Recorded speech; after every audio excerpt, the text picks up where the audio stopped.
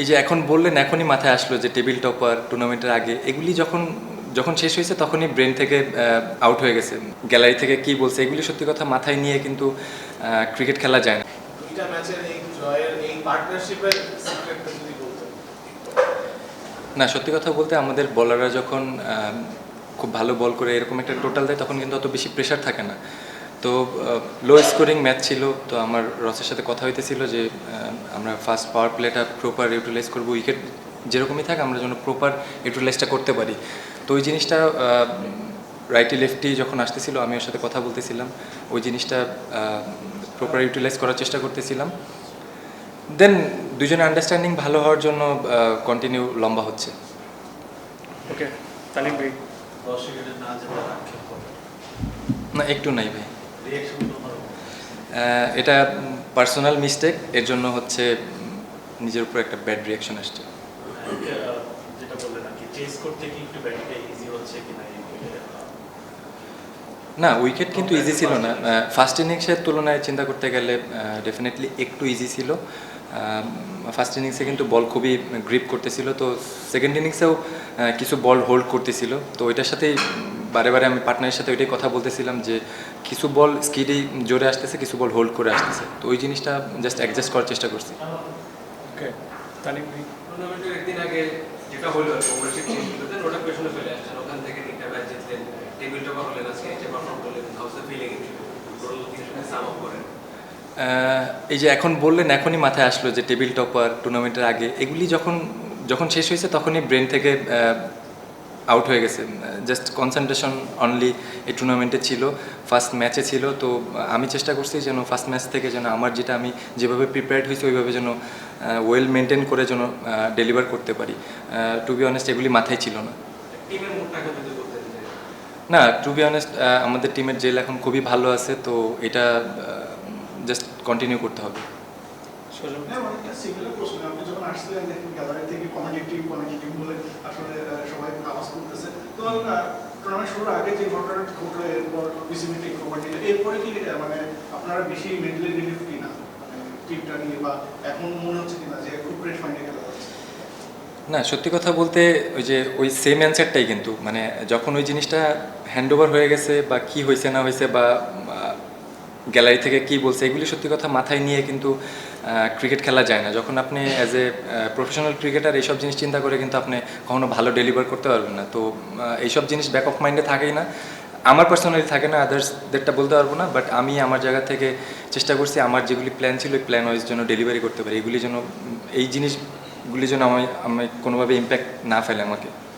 ওকে, ওই রসিকডালের ব্যাটিং আপনার জন্য কতটা সুবিধা হয়?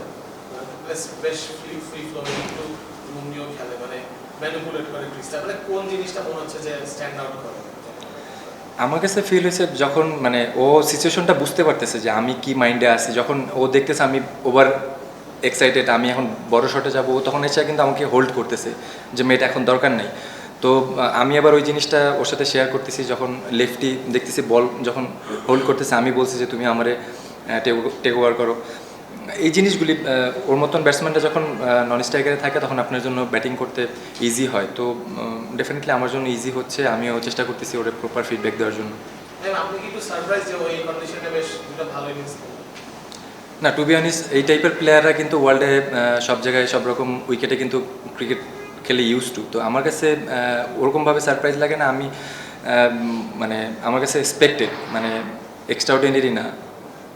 ওকে, তাই মানে ম্যাজিক টার্ন, এই যে দুজনে অন্যরা 10 জনে মিলে যা করতে পারছেন আপনারা দুজনে মিলে সেটা করে যাচ্ছেন, তো এই ম্যাজিক টার্নটা কিভাবে সম্ভব হলো? আর নেপালে খেলার কারণে কি এই যে আপনার প্লেয়ার সে খুব ভালো করছে কিনা? নেপালের কন্ডিশন, বাংলাদেশে আমাদের সিলেটের যে কন্ডিশন, মানে ইউজ উইকেট যেরকম আচরণ করছে সেটাকে সে অ্যাডাপ্টেড করে ফেলছে কিনা? ওখানে অনেক রান করেছে, সেটার কারণে একটা ইতিবাচক ফল আসছে কিনা? হ্যাঁ, এক্স্যাক্টলি, এটা আমি এগ্রি করবো আপনার সাথে, কারণ আমি ওর সাথে কথা বলতেছিলাম যে ওই জায়গার উইকেট কেমন ছিল, কন্ডিশন কেমন ছিল। আমারও কিন্তু এখানে খেলার কথা ছিল, সামহাও আমার ফার্স্ট ক্লাসের জন্য আমি যেতে পারিনি। তো ওর সাথে এই ব্যাপারটা নিয়ে কালকেও ডিসকাস করছি যে তোমার কাছে উইকেট কেমন লাগলো। তো ও বললো যে জিনিসটা শেয়ার করলো যে ভেরি সিমিলার। তো ওইখানে যেহেতু ও কন্টিনিউ রান করে আসছে, আমি ওর উপর 100% কনফিডেন্স ছিলাম যে ওই জায়গাটা কন্টেন্ট করবে, ওই জিনিসটাই রেগুলার কন্টেন্ট করবে। তো ওই জিনিসটা নিয়ে ডিসকাস হয়েছে, ওভারঅল এক্সট্রা ওইভাবে কথা হয় না। তো ডেফিনেটলি ওই জিনিসটা হেল্প করছে। আর ম্যাজিক টার্ন মানে হঠাৎ করে এরকম হলো, মানে এত উপরে উঠে আসা, খুব ভালো বাজিমাত করে ফেলা, এটা কিভাবে সম্ভব? না দেখেন, আমরা তো আমার কাছে ওরকম আপনি যেভাবে বলতেছেন, আমরা কিন্তু একটা ম্যাচ জাস্ট টপ অর্ডাররা ওই দিন আমরা ভালো স্টার্ট করছি, সামহাও আমাদের জাস্ট টপ অর্ডারে একটু ক্লপস করছে দেখে হচ্ছে আমরা কন্টিনিউ করতে পারি না। আদারওয়াইজ তো আমরা 3টা ম্যাচ ভালো স্টার্ট করছি। তো আমার কাছে ওরকম মনে হয় না যে এক্সট্রাঅর্ডিনারি ম্যাজিক্যাল কোনো কিছু। স্ট্রাইক রেট হাই রাখাটা কি শুরু থেকেই মাথায় ছিল? লাস্ট 3 বছর ধরে 4 বছর ধরে চেষ্টা করতেছি ট্রিকি উইকেটে কিভাবে রান করা যায়, রানের অপশনটা কিভাবে বাড়ানো যায়। তো ওই জিনিসগুলি একটু একটু করে ইমপ্রুভ করতেছিলাম, ম্যাচে প্রপার ইউটিলাইজ করার চেষ্টা করতেছি। কিছু ম্যাচে হচ্ছে, কিছু ম্যাচে হচ্ছে না। লাস্টে আরও 3-4টা ম্যাচ মিস করে গেছি, একদম ফিনিশিংয়ের কাছে যায় আউট হয়ে গেছি। তো এটা আমি লাস্ট বেশ কিছু ইন্টারভিউতেও বলছি যে আমি এখন চাচ্ছি যেন জিনিসটা ফিনিশ করে আসতে পারি। আজকেও 12-14 রান লাগে, ওইটা আমি শেষ করতে পারলাম না। তো এই জিনিসগুলি লার্ন করার চেষ্টা করতেছি। স্ট্রাইক রেট নিয়ে টু বি অনেস্ট চিন্তা করতেছি না, কারণ আমি আমার স্ট্রেংথ জানি যে আমি কিভাবে কোন জায়গাতে রান করি। তো ওই জিনিসগুলি just day by day improve করার চেষ্টা করতেছি। আমাদের ক্রিকেটের অন্যতম বড় প্রাণ কিন্তু আমাদের সাধারণ দর্শকরা না থাকলে তো আমাদের ক্রিকেট এই জায়গায় আসে না। তো সাম্প্রতিক সময় আমরা ক্রিকেটার, ক্রিকেট ব্যক্তিত্ব যাকেই আসলে এই যে আপনি জান নিশ্চয়ই যে মুস্তাফিজ ইস্যু নিয়ে কোনো প্রশ্ন করলে তারা এড়িয়ে যাচ্ছে, এটা আমাদের সাধারণ দর্শকরা কিন্তু খুব ভালো মতো নিচ্ছে না। কারণ এই যে মুস্তাফিজ ইস্যু, এটা শুধুমাত্র মুস্তাফিজ না, এটা কিন্তু বাংলাদেশ নামটা জড়িত। এইভাবে একটা প্লেয়ারকে আসলে আইপিএল থেকে বের করে দেওয়া হয়, সেটাকে আপনি কিভাবে দেখেন, প্লিজ বলবেন। টু বি অনেস্ট এই অ্যান্সার এটা আমি দিতে পারতেছি না আপনাকে, Thank you. Extremely sorry. আপনি বললেন যে আপনার এনপিএল এ খেলার কথা ছিল নেপালে, কিন্তু আপনি ফার্স্ট ক্লাসকে চুজ করেছেন, মানে আপনার কি এটা কি আপনার পার্সোনাল চয়েস ছিল কিনা, এবং এটা আপনারা মানে ক্যারিয়ারটা ভালো টাইম যাচ্ছে, এই ধরনের লিগটি মানে মিস করাটা কি ঠিক হয়?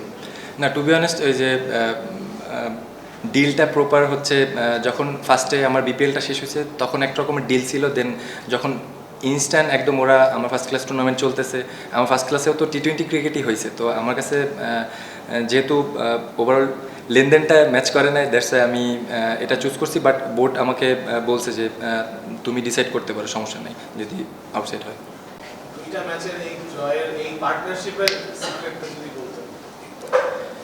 না, সত্যি কথা বলতে আমাদের বলাররা যখন খুব ভালো বল করে এরকম একটা টোটাল দেয়, তখন কিন্তু অত বেশি প্রেশার থাকে না।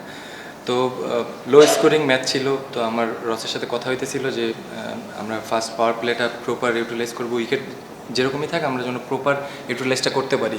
তো ওই জিনিসটা রাইটি লেফটি যখন আসতেছিল আমি ওর সাথে কথা বলতেছিলাম, ওই জিনিসটা প্রপার ইউটিলাইজ করার চেষ্টা করতেছিলাম।